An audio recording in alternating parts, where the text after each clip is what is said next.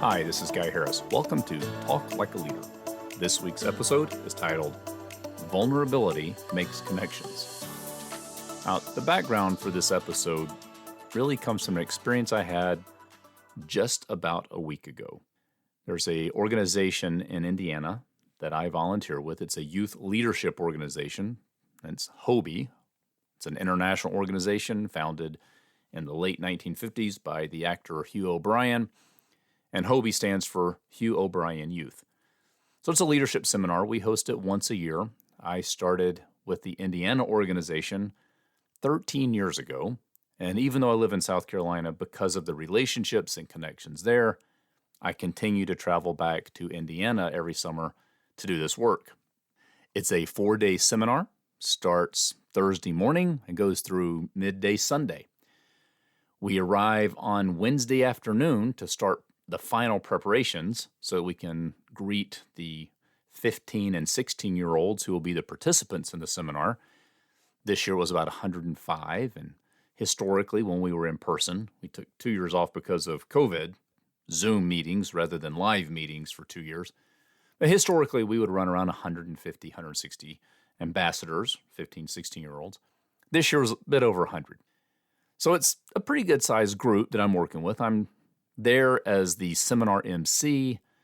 I help provide some perspective on content development through the year. A lot of the content is based on an outline that is the HOBY international structure, and each local seminar, in our case there's one in the state of Indiana, has some flexibility to adjust the delivery. Well, I'm part of that adjustment and tweaking process, and I serve as the seminar MC, and I do some private training with older volunteers in the background. We'll usually have a session for 18 to 20-year-olds who are coming back as volunteers. So throughout the weekend, I do lots of basically the stuff I do with organizations and corporations. I just do it with teenagers. Well, the experience I had this weekend, this past week, was different from prior HOBY experiences.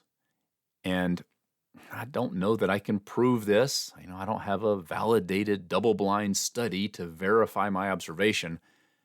I'm just going to say that I think it was different because I was vulnerable in a different way than I have been in the past.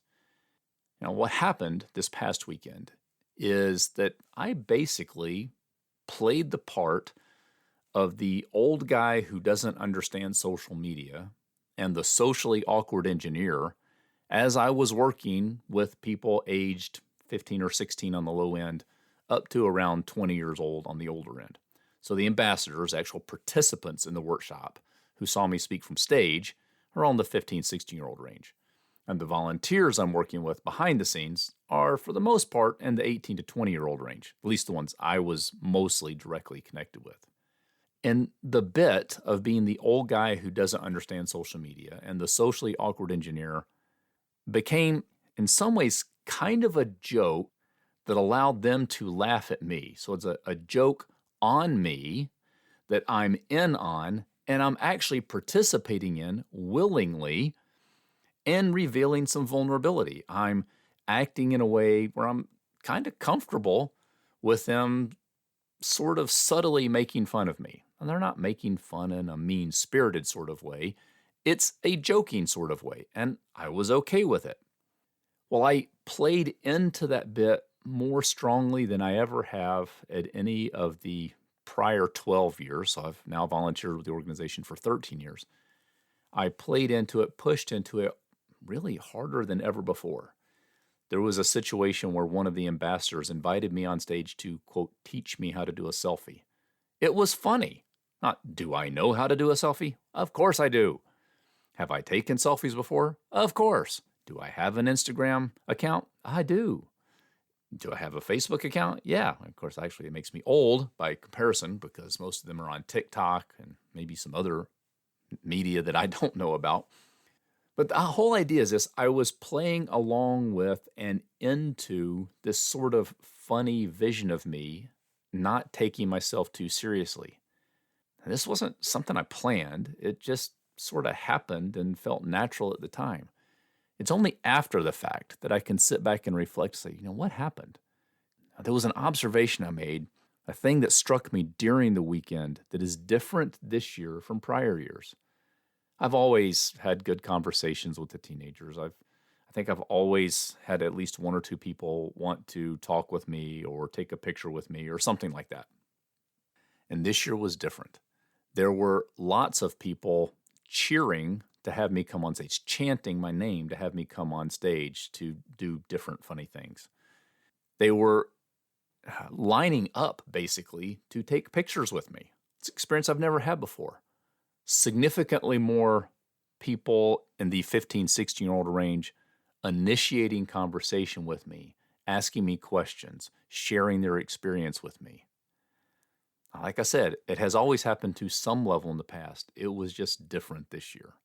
There was the selfie incident. There were two, frankly, kind of silly TikTok videos that some of the volunteers involved me in that kind of made me the butt of a joke.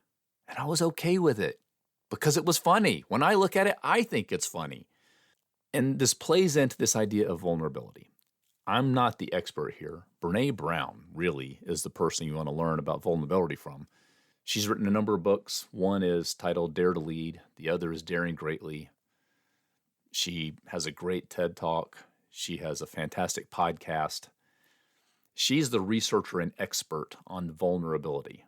I just have an experience that matches what I read in her work or get out of listening to her talk. And her definition of vulnerability that I have written down is having the courage to show up when you can't control the outcome. It's engaging in a way, being present in a way that connects with the other person with no effort at all to control their response. At least that's how I read it. And Brené Brown says, no vulnerability, no creativity, no tolerance for failure, no innovation. It's that simple. If you're not willing to fail, you can't innovate. If you're not willing to be vulnerable, build a vulnerable culture, you can't create. She's the expert here, and her research says that vulnerability creates connections, inspires innovation, inspires creativity, inspires connection and commitment to the organization and to the leader. My personal experience matches that. This weekend, I was able to connect with a little over 100 15 and 16-year-olds and about 15 or 20, 18 to 20-year-olds in a better and richer way than I've ever done before. And I think it started with vulnerability. To quote my friend and colleague, business partner, Kevin Eikenberry, when he talks about coaching conversations or meeting dynamics or creating inviting environments, he says the leader goes first. Well, if you want to talk like a leader, if you want to create a culture of creativity and engagement, if you want to connect with the players on your team, if you want to create an environment where you can have open dialogue, solve problems, you got to make yourself vulnerable. Now, I'm not pretending that you have to act like the old guy who doesn't understand social media. I'm not saying you have to be the socially awkward engineer. That was a very specific situation for a very specific audience. The thing is, know the thing about your audience, your team, your organization. Where is the area that you can be vulnerable to show up, courage to show up when you can't control the outcome, to express what you really think, what you really feel in a way that invites others in a vulnerable conversation rather than a controlling conversation. If you can do that, you can talk like a leader. This has been the Talk Like a Leader podcast. You can listen to this show every week wherever you get your podcast. If you haven't, be sure to subscribe so you never miss an episode. I'm Guy Harris, and thanks for listening.